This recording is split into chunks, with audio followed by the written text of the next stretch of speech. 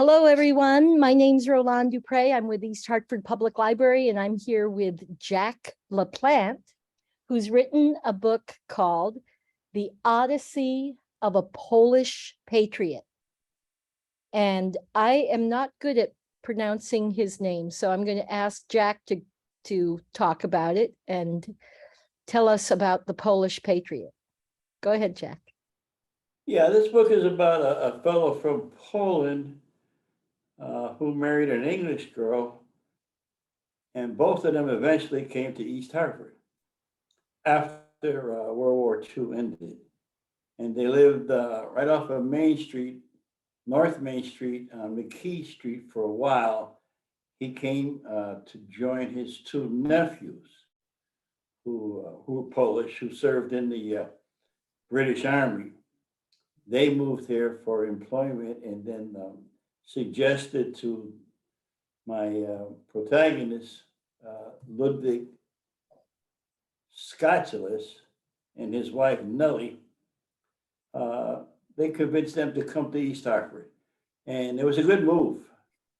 They got here in 1952. Unfortunately, it was not to be for a long time because Ludwig developed some serious heart issues and suffered a serious heart attack before 1960 came and he passed away. So this is what this is. Yes, I'm sorry. Most of the information you got about this book was from his widow then. Is that right?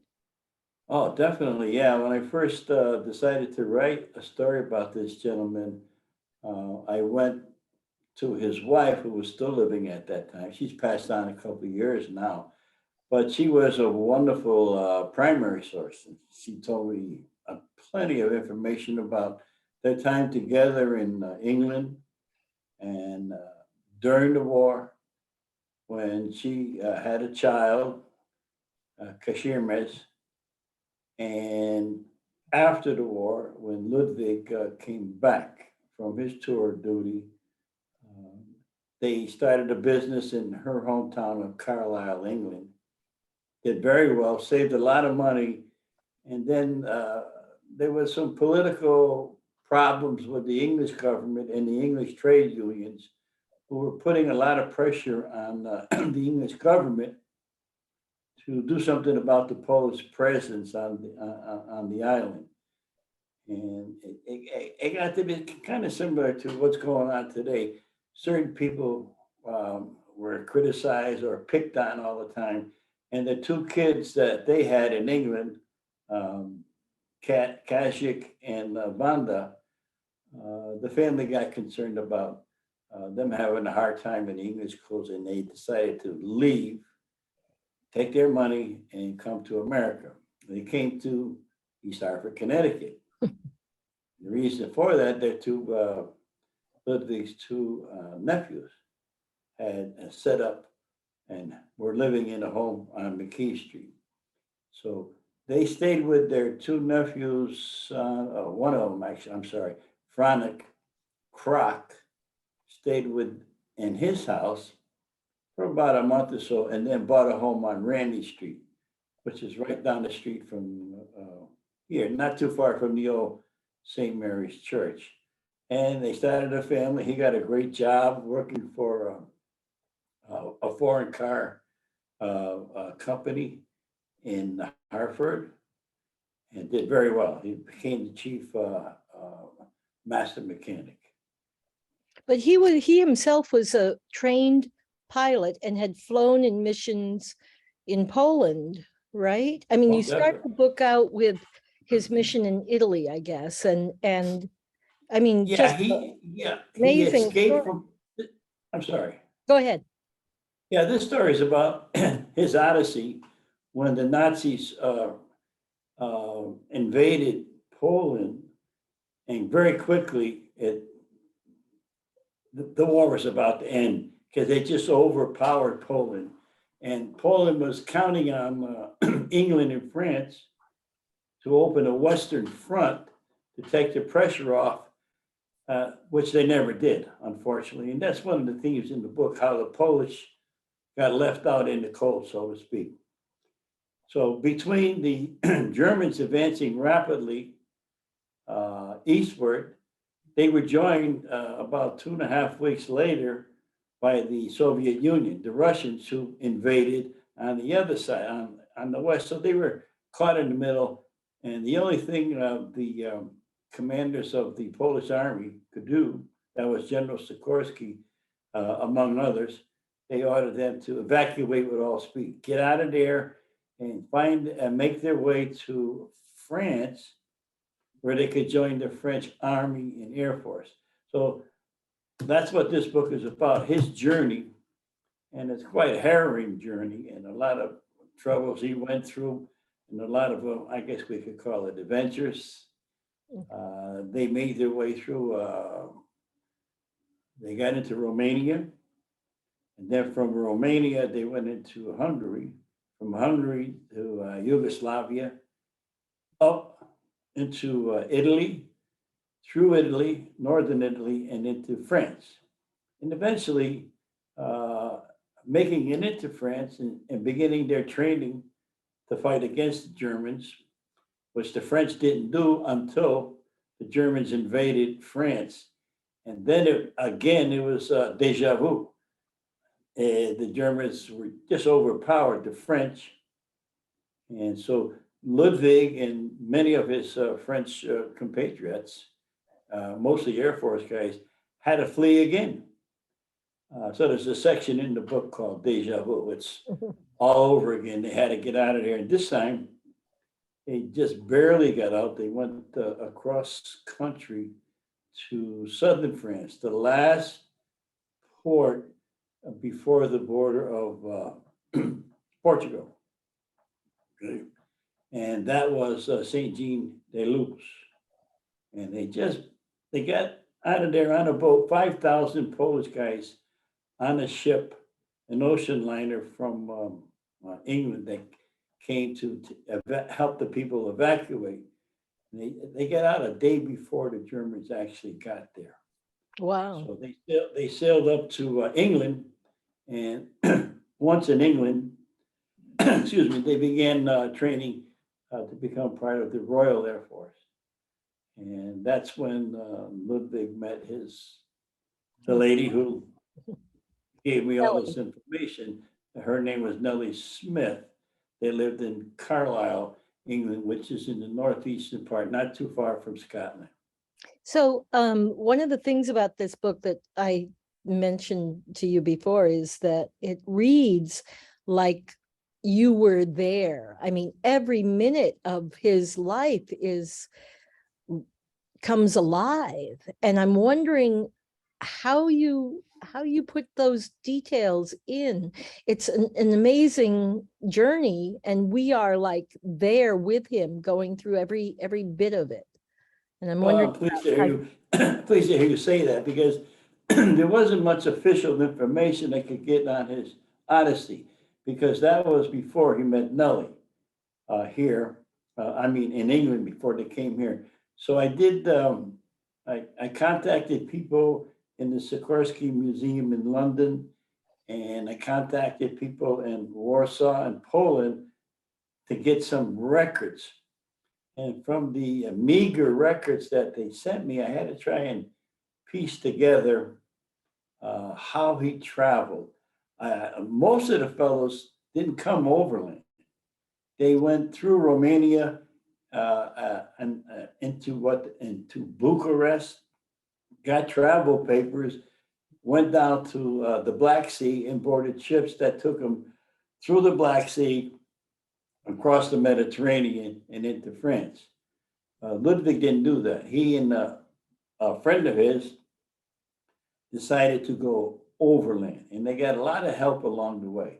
And this book is really a testimony to the help that he received from so many different people, and a very special person that kind of like it. That's the spiritual end of it. He had a special lady that he really loved a lot, and that was the Blessed Mother, the Mother of Jesus Christ. So there's an incident in here that he told Nellie when he crashed into the sea, coming back from a night mission up in northern Italy, he he hit the ocean so hard the straps came back and he couldn't unbuckle the straps getting out. So he told Nellie that when he was sinking, the water was coming up. The water all of a sudden turned from very cold to warm, and he closed his eyes and he prayed to Mary to save him. And when he opened his eyes, he saw, according to what he said, and I leave it up to the reader if you want to believe that or not, because she appears to him more than a few times during the course of the story. And I leave it up to the reader to say, well, I don't know, or maybe it's a gift, it's a gift, whatever. That's for the reader to decide. And he saw a light coming at him, and the history of it was it could have been two Americans, African Americans in the American Army coming on the motor lodge with their light focused on the plane, or it was the light in his mind that he saw was Mary coming. The last thing he remembered when he blacked out was that he felt that Mary would save him. And when he woke up in the hospital, which was in his home base, Campo Casale, Italy, which is on the boot of Italy, he was convinced. People kept telling him, hey, the two guys from the Americans pulled you out. And he said, I'm thankful for that. And God bless them. But they did not loosen my straps. That was Mary. She loosened my straps and made it possible. Wow, what a great story. Yeah, well, it's she appears to him in my book 3 or 4 times. But these are stories that he told his wife when he got back, and she remembered these stories. Yes, yes. But a lot of the stories I put in.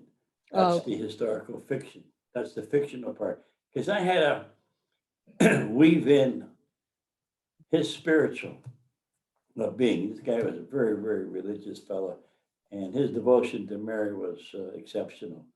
So I made her part of his story, his journey. It took him close to a year to go across the border into Romania through all those other countries. And he did stay in Budapest, Hungary, for some time.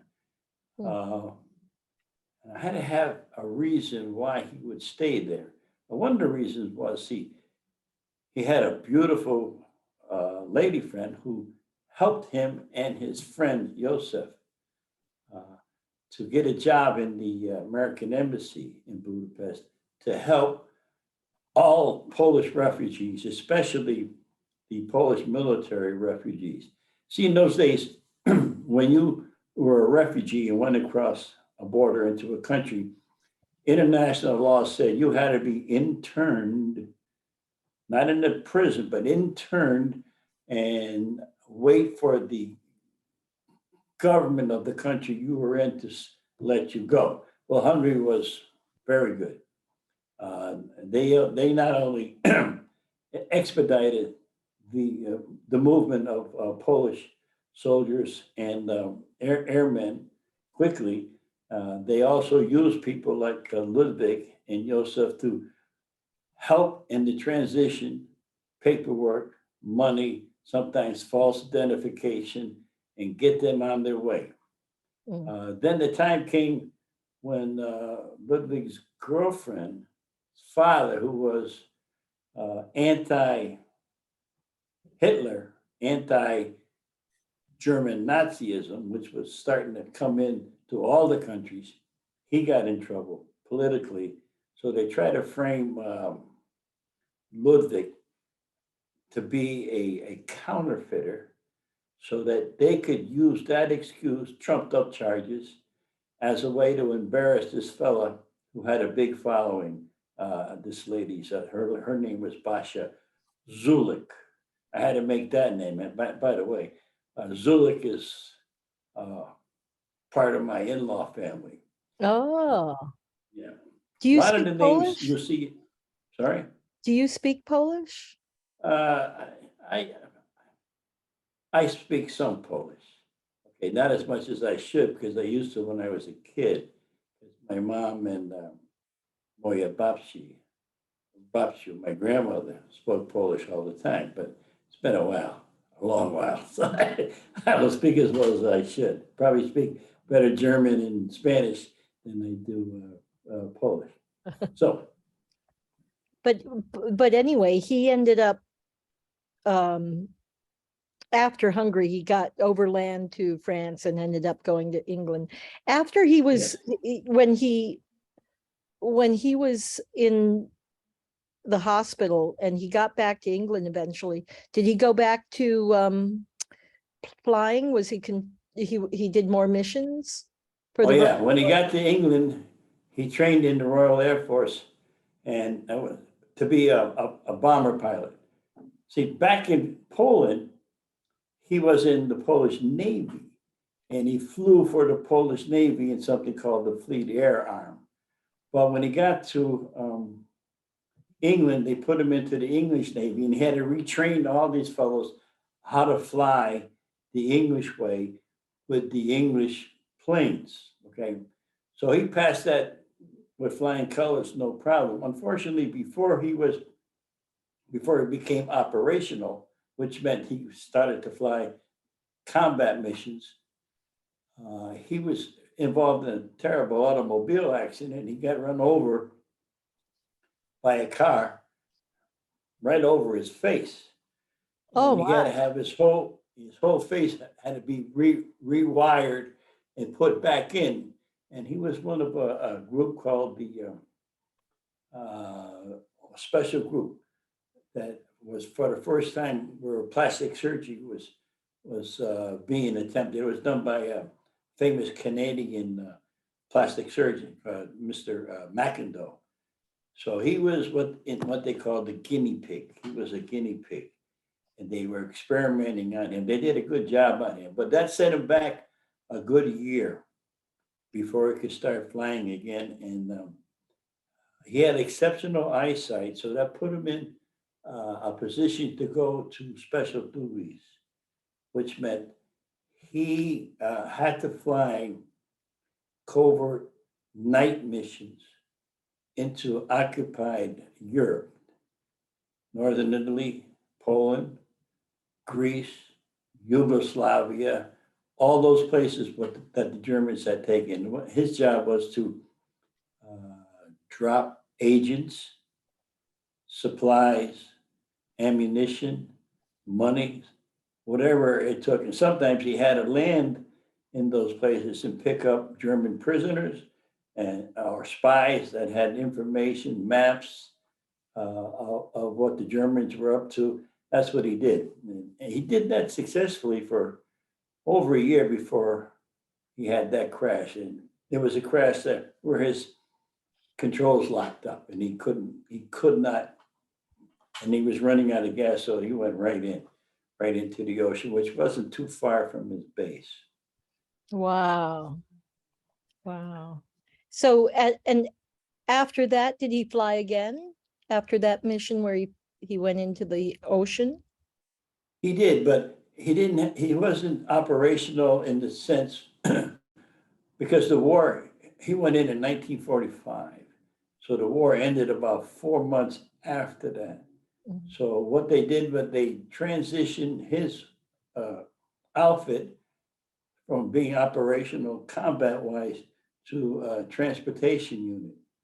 And his last job was to fly planes with Polish and English veterans back to their base in England. That's what he did. Then they gave him an opportunity to stay in the Royal Air Force, okay, or go on his own. The only thing is, if you wanted to stay in England, you had to have a job. And he had what they call a great turn of hand. He could do anything. He could take anything apart, put it back together. He was a great mechanic.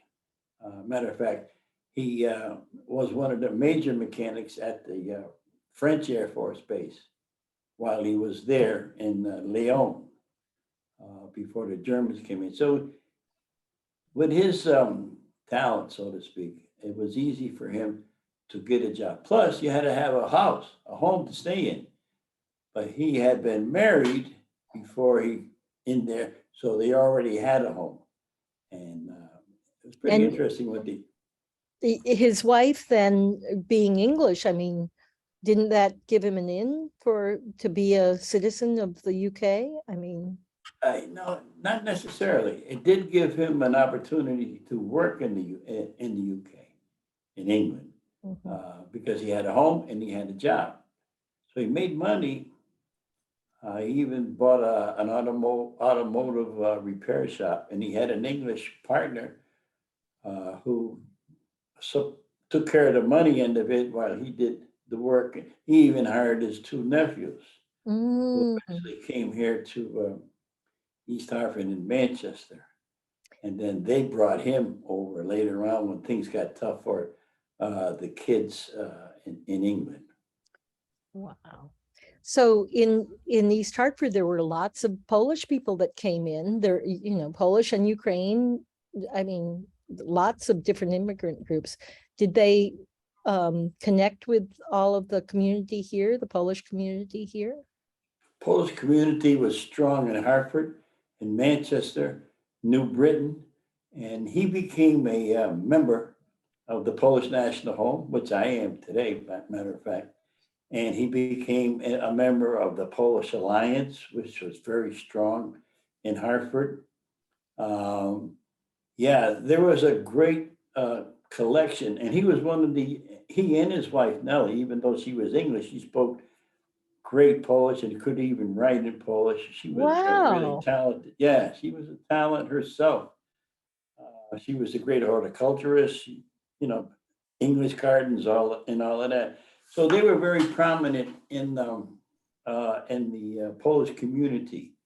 St. Cyril's in Hartford, which and still is a pretty strong Polish church.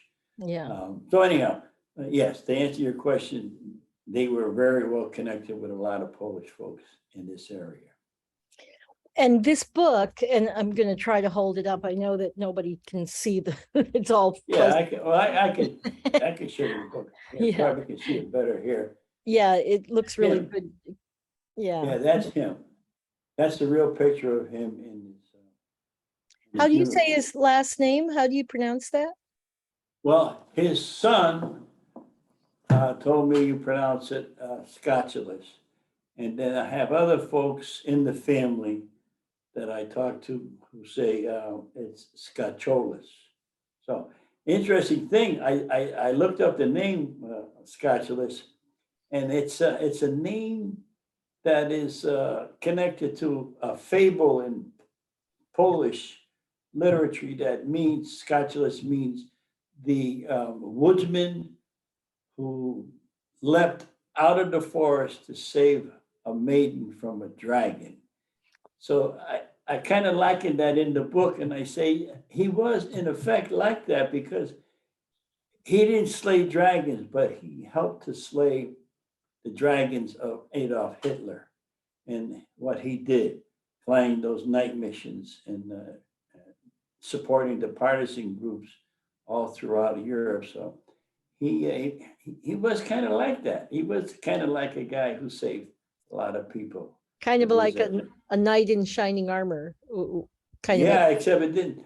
That's kind of interesting you say that because the planes they flew all had special, reflective, non-reflective paint on it, so that the searchlights and everything and the night fighters couldn't see them because they had no defense. The only gunner they had was a tail gunner. That was it. And his job primarily was to see if the parachutes deployed got down to the landing or drop zone. That was his job. But they flew at night. he had exceptional night vision that qualified him for special duties. So in the end, uh, he accomplished, I think he had somewhere around 15 missions. I mean, he wasn't going out once a week, but that's what they did. Right. It's a great story, and his heroism is really apparent in the details, especially in making those choices all along the storyline. It's so phenomenal how you brought us to those details, those like, it reads like a movie. I can imagine it being a movie because there's so Yeah, many you could, yeah, yeah. great As a scenes. basis for a real adventure movie, yeah, it could be a movie. That would Yeah. be, but we'll see. You can get this book on Amazon, and you can get it at Johnny's Barbershop on Yeah, Main Street, East Hartford. yes, Yeah. you can. I mean, that would be for you to save a couple of bucks and not worry about shipping costs. You can buy it at Johnny's. Um, I Any other sold books place? there when I wrote a book about East Hartford in the 50s. We sold a lot of books out of there and Augie and Ray's. But Johnny's has that book. And you can also buy it at the, the publisher itself. It's called store.bookbaby.com. Right. And right now I'm in the process of having the price lowered. So you can buy the print edition, or you can buy it the ebook edition. Okay, from store.bookbaby.com. You buy it at Johnny's. You don't have to pay the mailing, stuff like that. There's another place you could buy beside Amazon. Amazon is a little slow, and it's probably about $7, $8 more. You can buy it at this website called thriftbooks.com. Okay. That's another place you can get it at. So Barnes and Noble is just a lengthy proposition right now. I can't get them to supply it until it starts to sell in quantity. You know, they want to make their money too. Right. So right now I'm about halfway back from the money I put out to write and print the book. How long did it take you to write it? I mean, when you first started you must have started interviewing her like 10 years ago or something? No, it took me 5 years to write the book. And she's been gone 2 years. So it's a great story. We became really close friends, and I became like part of the family. And after all the research and information I got from Nellie, I still went there every Wednesday for what she called her high tea, the English custom, you know. So we became really close friends. And it was a sad day when she passed. But she was a wonderful woman, smart, great intellect, wonderful humor, great memory, great details. I have stories in here that only she would know, and she remembered, and they're not made up. So yeah, she was a good friend of mine. Yeah, I'm interested in how much of this book is from your imagination and how much is accurate, because it's so deeply rooted in the reality of the war. But how much do you think is made up and how much is real? A lot of it is fictitious because I had to figure out how he traveled, and I had to use, what probability and what made the most sense. So there was a lot of imagination put into his travels. And some of the incidents that happened along the way, I had to fill that in. So I wanted to make it adventuresome, and it might be more than what it was, but it might be not even half of what he went through. Okay, the only thing I went on was I knew from his son that he escaped Poland by riding on the tops of trains and hiding at night, and then hiding during the daytime. So I took that and I went there. He Yeah, used ferry boats, he used tugboats, and he met people all along the way that helped him. And that's another part of this book, the goodness of people during war. They weren't all bad people. Most of them were very sympathetic to the Poles. Uh, and he got a lot of help along the way. That's the only way I figured I had to make those people up, except for Basha, his girlfriend. mhm. I got pictures of her in the book. So, matter of fact, that Nellie uh, said, I didn't know him when he was making his trip across Southern Europe to try to get to France. So whatever you have in there, you want to put in. And she gave me the picture of him and Basha Szoozylas. I had to make up the last name. I didn't know her. I knew her first name. And she said, you can write what you want. And he was a good looking fellow. She was a pretty girl. So logic dictates. But she said, I want you to promise me one thing. When you write about whatever it is you're going to write about, the two, make it toasty. She said that. This is his widow. So I tried that. We have a few scenes in there that are good, I think. She enjoyed them. That's great. That's stuff. wonderful. Wow. And he died, he was fairly young when he died then. 45 years old. Boy. 45. You went through, matter of fact, I went over to Rocky Hill, where he was when he died in the hospital. The very poignant scene at the end that Nellie told me about. He was in an oxygen tent, had a massive heart attack, and I kind of tied in Nellie with him and him with Mary. Okay. And it's a pretty good, it's a sad ending, but it's poignant and it's to the point. And at the end, actually. He was very young then when he was in the war. He was extremely young guy.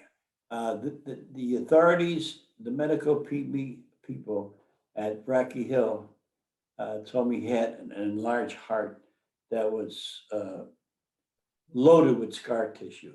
Testimony to the anxiety, the fear, and everything he had to go through flying those missions. And he died. His heart was like almost jumping out of his chest. That's unfortunately, that's what happened. He was diagnosed here in East Hartford by a doctor. I'm not going to mention his name. He was my doctor who took care of the medical examinations for the East Hartford High School football team. Same doctor, but the doctor, and not because he was incompetent, it was very common to diagnose backaches as severe and chronic backaches, not heart issues. And it was heart all the time. And by the time they recognized it, it was too late for him. Oh, wow. That's a shame. So young. Yeah. Yeah. Yeah. But he he was young and he hadn't seen his family in Poland. And of course, he couldn't go back to Poland because that was a death wish, because the Soviets killed anybody that fought for the Polish Air Force or for the Polish Army. But he did have his mother come. She spent a year here. And when she went back, he died a couple of years later. He died December 15th, 1959, just before Christmas. Wow. And his mother had gone back to Poland about a month before. So. Wow. Well, he had his chance to see her before he died. Yes, he did. His fondest wish was to live long enough to see Poland regain its independence and its freedom. Unfortunately, he didn't make it that far. But if he was anywhere where he could see what was going on the earth, he'd have been very pleased to know that his family now live in a free Poland, which is a great thing. It's a good thing. That's a very good thing. I want to thank you, Jack, for bringing this story to our Sure. attention. And I Well, hope, thank you for having me. oh, it's such a great story. And I hope people will get this book and read it because it's just really such an adventure and such an important part of our history here too. So many Really. immigrants from, I mean, that time, so many refugees. I've known several Yeah. Polish refugees, Ukrainian refugees that came through that horrible mess and came here and found freedom. Well, it's connected to what's going on in the world today in Ukraine. It's history being repeated again. Of course. It's an amazing thing. You wonder if we're ever going to learn what happens when these things are allowed to develop. So we'll see. We'll see what happens. And thank you for having me. Take good care. Thank you.